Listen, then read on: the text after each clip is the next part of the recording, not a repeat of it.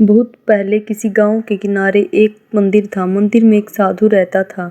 इसी गांव में एक कबाड़ी चोर भी रहता था। चोर जवानी के उभार पर था और साधु जवानी के उतार पर।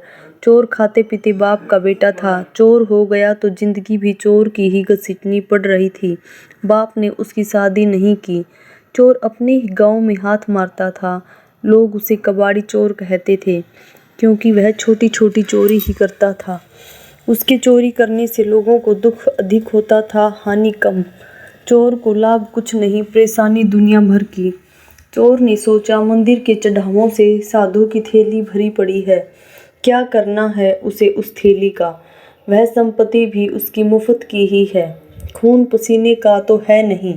अब उसने साधु की कुटिया पर आना जाना शुरू कर दिया।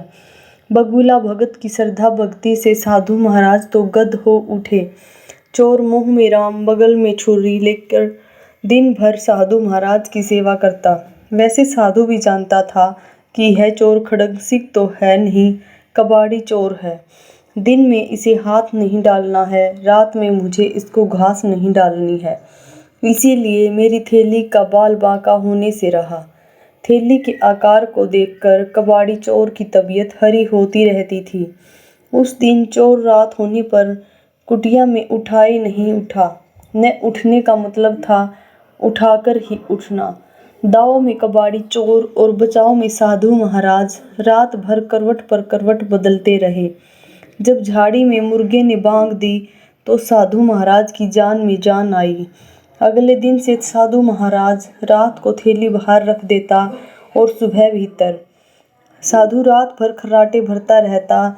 चोर रात भर थैली को ढूंढता थक जाता। घनघोर अंधेरी रात में साधु की आत्मा ने कहा, तू पापी महात्मा है, उस थैली से तेरा क्या लगाव, बेचारे चोर का भला कर।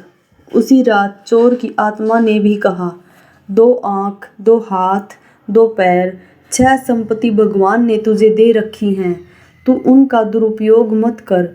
चोरी के चक्कर में पड़कर जिंदगी को गंवा रहा है। चोरी से तौबा कर। करने वाला क्या नहीं कर सकता। जब तक तेरी नीयत में फितूर रहेगा, तब तक भाग्य भी तुझ पर मेहरबान नहीं होगा। एक लंबी जिंदगी इस थैली के सहारे कितने दिन कटेगी। और लेने के देने पड़ गए तो। उस रात साधु ने वह थैली बाहर नहीं रखी। सुबह साधु महाराज ने देखा, थैली तो वही है, पर आज कबाड़ी चोर नहीं था। कबाड़ी चोर होता भी कैसे? उसकी अंतरात्मा जो जाग गई थी। Please channel subscribe. Radhe Radhe.